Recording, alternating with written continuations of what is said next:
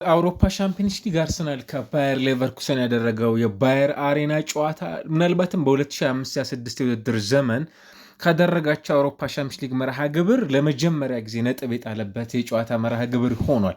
እንደምታስታውሱት ከ8-8 አሸንፎ 100% የማሸነፍ ግስጋሴ ኖሮት ወደ ጥሎ ማለፉ መቀላቀላቸውን ካረጋገጡ እንግሊዝ ብሎም ደግሞ የአውሮፓ ቁጥር አንዱ ብቸኛው ቡድን እንደነበር ታስታውሳላችሁ። 100% በማሸነፍ ግስጋሴ ላይ በጣም አስደናቂ ጊዜንም ጭምር እያስመለከተን የነበረ በጨዋታዎች ላይ ሙሉ ለሙሉ ጨዋታዎችንም ጭምር ዶሚኔት በማድረግ ጨዋታዎችን እያሸነፈ ወደ ቀጣዩ ዙር ማለፋቸውን ካረጋገጡ ቡድኖች ታዲያ በባየር አሬና የነበረው ጨዋታ አንድ እኩል በሆነ ውጤት ተጠናቋል። ኢቨን አርሰናል በጨዋታው ላይ ነጥብ ይዞ ለመውጣትም ጭምር የካይ ሃቨርትዝ የ89ኛው ደቂቃ የፍጹም ቅጣት ምት ጎል የማስቆጠር ጉዳይ እጅግ በጣም ነሰሰሪና አስፈላጊ የሆነም ጭምር የተመለከትንበት የጨዋታ ሂደት ነበር። እርግጥ ነው ከሜዳ ውጪ ለአርሰናል ከ2002 በኋላ ለመጀመሪያ ጊዜ ባከናወነው የአውሮፓ ሻምፒዮንስ ሊግ መርሃ ግብር ከባየር ሌቨርኩሰን በጣም መጥፎ የሚባል ውጤት አይደለም። የመልስ ጨዋታ የሚጠበቅበት መርሃ ግብርን ክለቡ ያከናውናል። ቅድም እንዳነሳናቸው ሁሉ በአትሌቲክ ክለብን 2-0፣ በተመሳሳይ ኦሎምፒያኮስን 2-0፣ አትሌቲኮ ማድሪድን 4-0፣ ስላቪያ ፕራን 3-0፣ ራሱ ባየር ሚኒክን 3-1፣ ክለብ ብሩዥን 3-0፣ ኢንተር ሚላንን 3-1 እና ካይራት አልማቲን 3-2 ካሸነፈ በኋላ በጥሎ ማለፉ ቅድም እንዳነሳን የመጀመሪያ ጨዋታውን ነው እንግዲህ ክለቡ በእንዲህ አይነት ውጤት አስመዝግቦም ጭምር ሲወጣ የተመለከትንበትን የጨዋታ መርሃ ግብር ያስተዋል ነው እና ዛሬ የተመለከትነው ጨዋታ ላይ ለአርሰናል አዳዲስ ነገሮችን የተመለከትንበት ነበር። ምናልባትም አንዱ የሚጠበቅ የነበረው ከሴንተር ባኮቻቸው መካከል የዊሊያም ሳሊባ በጨዋታው ላይ መጀመር እድል ይኖረዋል አይኖሩም የሚሉ ጥያቄዎችም ጭምር የሚነሱበት ነበር። ከዛ ባለፈ ከሃቨርትስ ከጉዳት ከተመለሰ በኋላ እንግዲህ ጎል ወይም አለያም አሲስቶች ይኖሩታል የሚሉ ተደጋጋሚ ጥያቄዎች ከሚነሱበት ጨዋቾች መካከል አንዱ እንደነበር ታስታውሳላቸውና አሁንም በየ63 ደቂቃዎች ውስጥ ጎሎችን የሚያስቆጠር ተጫዋችም ጭምር መሆኑን ደግሞ እየተመለከተን ነው። 3 ጎሎችን አስቆጥሯል፣ 2 አሲስቶችን አድርጓል። ባለፉት 316 በሚጠጉ በአርሰናል በነበሩት የሜዳ ላይ ቆይታዎች ይህ ከጉዳቱ በኋላ የተመለከት ነው የሚገኘው የቡድኑ የፊት መስመር ተጫዋች ከሆኑት መካከል ከሃቨርትዝ የሜዳ ላይ ብቃትንም ጭምር ካስተዋልንባቸው ጉዳዮች መካከልም ጭምር የሚጠቀስ ነው። ነገር ግን በጣም አስፈላጊ ከነበሩ የጨዋታ መርሃ ግብሮች መካከል እንደ አንዱ መነሳት የሚችል ነው። ሜቢ በአርሰናል በኩል አንድ ከጨዋታው በፊት ሲነሱ ካስተዋልናቸው ጉዳዮች ውስጥ በባየር ሌቨርኩሰን በኩል ምናልባትም አርሰናል ላይ ጫናዎችን ለማሳደርም ጭምር የቃላት ጦርነቶች ነበሩ አይደለ? አንዱ በደጋፊዎች በኩል እንዲሁም በደጋፊዎች በኩል ብቻ አይደለም። በነገራችን ላይ ኢቭን በክለቡም ጭምር የኤክስ ገጾቻቸው ላይ አርሰናል ምንም አይነት የማዕዘን ምት እንዳያገኝም ጭምር ፎቶዎችን ፖስት በማድረግም ጭምር ሲያስተውሉን እንደነበረም ጭምር ታስታውሳላችሁ እና በመጀመሪያ አጋማሽ በዚህ ውድድር ዓመት አርሰናል ካደረጋቸው 47 ጨዋታዎች በመጀመሪያው አጋማሽ አንድም የማዕዘን ምት ሳያገኝ ከወጣባቸው የጨዋታ መርሃ ግብሮች መካከል አንዱ ነበረ እና የማዕዘን ምቶችን በፍጹም አንፈቅድላችሁም የሚል ጽሑፍም ጭምር ይዘው የወጡበትን የጨዋታ መርሃ ግብርንም ጭምር ከነበሩት መካከል እንደ አንዱ የሚነሳ ነው እና በጨዋታው መጠናቀቅ ላይም እንዳስተዋል ነው በአርሰናል በኩል 3 ማዕዘን ምቶችን አግኝተዋል። ካለፉት የጨዋታ መርሃ ግብሮችም ጭምር በማዕዘን ምት በጣም ደከም ያለ የጨዋታ ሂደትን ካሳለፈባቸው ምሽቶች መካከል አንዱ ነው። በነገራችን ላይ ግን አንድ መደነቅ ያለበት የካስፐር ሂልመንድ ቡድን በጣም ቀላል የሚባልና አንደርዶግ የሚደረግ ቡድን እንዳልሆነ ግን ካስመለከቱን ምሽቶች መካከል እንደ አንዱ ሊነሳ የሚችልባቸው የጨዋታ መርሃ ግብሮች መካከል መሆኑን አስመልክቶናል እና ዊሊያም ሳሊባ ከጋብርኤል ማጋሌሽ በጣም የሚጠበቀውና አስፈላጊ ከሚባሉ ጥምረቶች መካከል አንዱ በጨዋታው ላይ ተመልሶላቸዋል ለሚኬል አርቴታ ቡድን። ከዚያ ባሻገር ይጠበቅ እንደነበረ ሁሉ በመጀመሪያው አጋማሽ አንጻሬ ቡካዮ ሳካ በጣም ጥሩ ጥረቶችን ለማድረግ ይሞክር ነበር። ነገር ግን እነዛ ኳሶች ፍሬም አልነበሩም።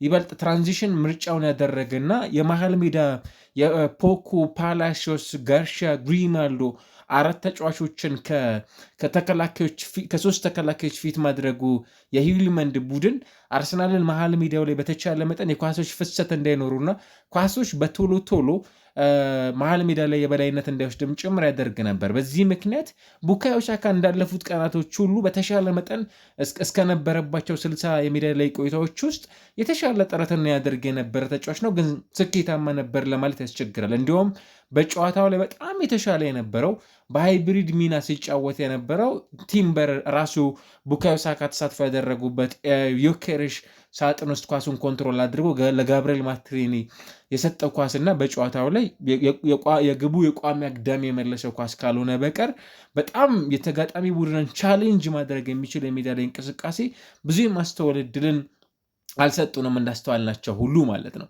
እና በዚህ ቆይታዎች ውስጥ አርሰናል እንደተመለከትነው ሁሉ የኳስ ቁጥጥር የበላይነት ነበረው 55%፣ 1.65 ኤክስጂ ነበረው፣ 6 ሙከራዎች አሉት።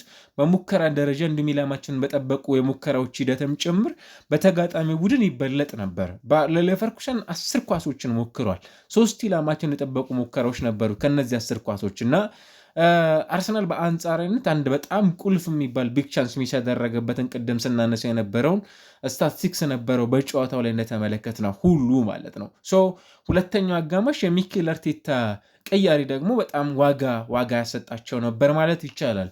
ማዱኬን በቡድኑ ሌላኛው ወሳኝ ተጫዋች ቡካዮ ሳካ ከሃቨርትዝን ሌላኛው በቡድናቸው ደግሞ በጣም ቁልፍ በሚባለው የ10 ቁጥር ሚናን በሚረከበው ኤዜ ከዛ ባለፈ ዮኬሬሽን ደግሞ በጋብርኤል ሄሱስ ቀይሮ ማስወጣታቸው በአማራጭነት በቡድናቸው ውስጥ ምንም እንኳን ቅያሬዎቹን በተመለከተ ጋብርኤል ሄሱስን ምንም በማያጠይቅ መልኩ በኤዜ ነገር ግን የሚና ለውጥ ይኖራቸዋል አይደለ። በተመሳሳይ ሃቨርትዝን ደግሞ ቀይረው ወደ ሜዳ ሲያስገቡ ዮኬሬዥን ነበረ እና በሚና ደረጃ ግን ወደ ሜዳ ውስጥ ሲገቡ ጋብርኤል ሄሱስ ሲበልጥ ወደፊት ከፍ ብሎ የሚጫወት ከዛ በኤዜ ቦታ ደግሞ ቅደም ስናነሳው የነበረው የጋብርኤል ከሃቨርትዝን እዛ ቦታ ላይ እንዲጫወት የማድረጉን ነገር ግን በቅርብ ጊዜ አርሰናል በጣም በተቸገረባቸው ልክ አሁን የተተረፈረፈ የአጥቂ አማራጮች ሳይኖሩት በፊት የቡድናቸው የፊት መስመርን በተመለከተ ያንን ጉዳይ የሚወጣው ተጫዋች እሱ ስለሆነ ያንን ሚናም ጭምር እንዲወጣ ወደ ሜዳ የማስገባቱ ጉዳይ በጣም የሚጠበቅበት ቡድን መሆኑንም ጭምር ያስተዋልንበት ነበር። በዚህ ቆይታዎች ውስጥ የአርሰናል አንጻራዊ ከመጀመሪያዎቹ አጋማሾች ክሊኒካል ከመሆን አንጻር ምናልባትም የማዱኬ በአርሰናል ቤት ውስጥ መኖር የተጋጣሚ ቡድን በጫናዎች ውስጥ እንዲህ አይነት በጣም ሲል የሚባሉ ስህተቶችንም ጭምር እንዲሰሩ የመጋበዙ ጉዳይ ድሪብል የማድረጉና ፍጥነቱ እንደሆነም ጭምር በደንብ መረዳት የሚገባን ይመስላል። የጥቂት የሜዳ ላይ የሱ ፕሬሰንስ ተጋጣሚዎችን እንዴት ጫናዎች ውስጥ መክተት እንደሚችልም ጭምር ያስመለከተን አጋጣሚ ነበር።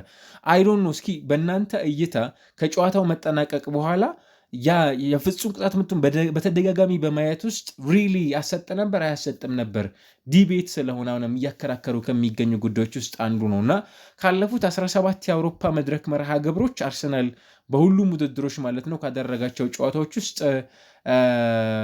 እንግዲህ የመጀመሪያ ጨዋታውን በአቻ ውጤት ያስመዘገበበትን የጨዋታ መርሃ ግብር ሆኖ ነው እንግዲህ የተመለከት ነው ማለት ነው።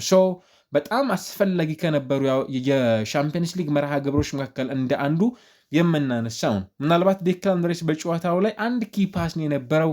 ምናልባትም እስካሁን ድረስ ከነበሩት የዴክላን ራይስ ቆይታዎች ምናልባት ደካማው ሊባል የሚችል ይመስለኛል። በጨዋታው ላይ 3 ሪከቨሪ ኳሶች ነበሩት። 8 ኳሶችን ፖሰሽን ላይ ሎስት አድርጓል። 86 ተቾች ነበሩት። 96% ኳስ የማቀበል ስኬታማ ነበር። ከ5 ኳሶች ምናልባትም አንዱ ይበላሽበት ነበር። ዛሬ በተመለከትናቸው ተሻጋሪ ወይም ረጃጅም ለቡድን አጋሮቹ በሚያቀበላቸው ኳሶች እና በዚህ ሂደት ውስጥ ቡድናቸው እንደተመለከትነው ሁሉ ለሚኬል አርቴታ አንዳንዴ በቅርብ ጊዜ ግን አርሰናል ቤት ውስጥ እየተለመዱ የመጣው ጉዳይ ውጤት በጣም አስጠብቆ መውጣት የሚችል አይነት ቡድን ውጤት ማስጠበቅ ብቻ አይደለም። በነገራችን ላይ ከተጋጣሚዎች እንዴት እስከ መጨረሻው ድረስ ውጤት መቀማት እንደሚቻልም ጭምር እያስመለከቱ ከሚገኙ ቡድኖች መካከል ስለመሆኑም የካሳዩን ምሽቶች ውስጥ አንዱ ነበር ማለት ይቻላል። በነገራችን ላይ የማዱኬ የ30 ደቂቃዎች የሜዳ ላይ ቆይታዎቹ በጣም ፐርፌክት ነበሩ። በጣም ፐርፌክት 4 ክሮሶች ነበሩት። 1 ፔናልቲ አሸንፏል። 4 ፕሮግሬሲቭ ኳሶች ነበሩት። በሜዳ ውስጥ ከየትኛውም ተጫዋች በላይ ያደርገዋል። 12 ኳሶችን ይዞ ቆይቷል።